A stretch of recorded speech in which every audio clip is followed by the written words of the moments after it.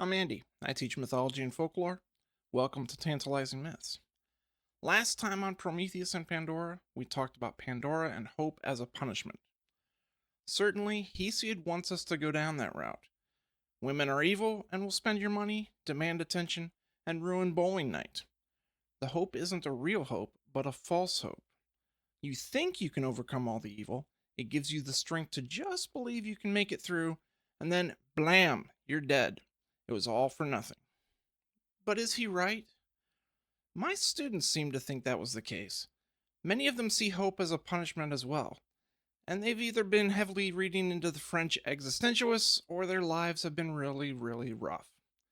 But then, whose hasn't? Anyway, Hesiod is allowed his opinion, but I think we can look more closely at the story to find an alternative explanation. For this, we shift the focus away from Prometheus, away from Pandora, and have to focus on Zeus, the same all-wise Zeus that Hesiod continues to claim is punishing him. This in itself is a contradiction, but we're opting to look more closely at Zeus's role in the story. Zeus, we know, had a war with the Titans that Prometheus joined on Zeus's side. Having fought a war where he defeated the Titans, especially his father, it seems unlikely that Zeus is going to simply fall for Prometheus's trick with the meat. Remember, even Hesiod pointed out Zeus failed not to perceive the trick, though Hesiod attributes Zeus's motive to wanting to be a real douchebag to humanity. But here's our first point. Prometheus is the one that tricked Zeus, not humanity. And if he wanted to truly hurt Prometheus through humanity, some well-placed thunderbolts would quickly take care of them.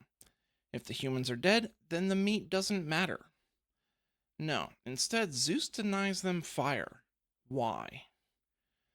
We already discussed the benefits of fire, but fire isn't just about the good things.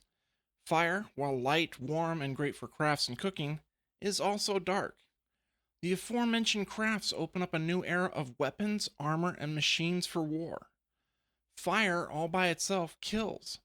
What it does to meat, it does to people. It destroys crops. Whole fields and forests could be laid waste by a single person with a torch. Fire, while also the invention of civilization, is also a weapon of mass destruction. Now we have to ask the question, why did Zeus forbid fire to humanity? Was it as a punishment or a protection? Humanity is in its infancy, essentially only just starting out, and we all know we don't let small children play with matches, much less a flamethrower. Now we throw into question, is Zeus, who Hesiod still claims is all-wise, really that bad? Is Prometheus really the benefactor that Hesiod idolizes him as? Right now we don't have enough information, but we can get it by looking more closely at the rest of the story. Next, we really just look at how much of Rube Goldberg this revenge scheme of Zeus's would have to be. Thanks for watching.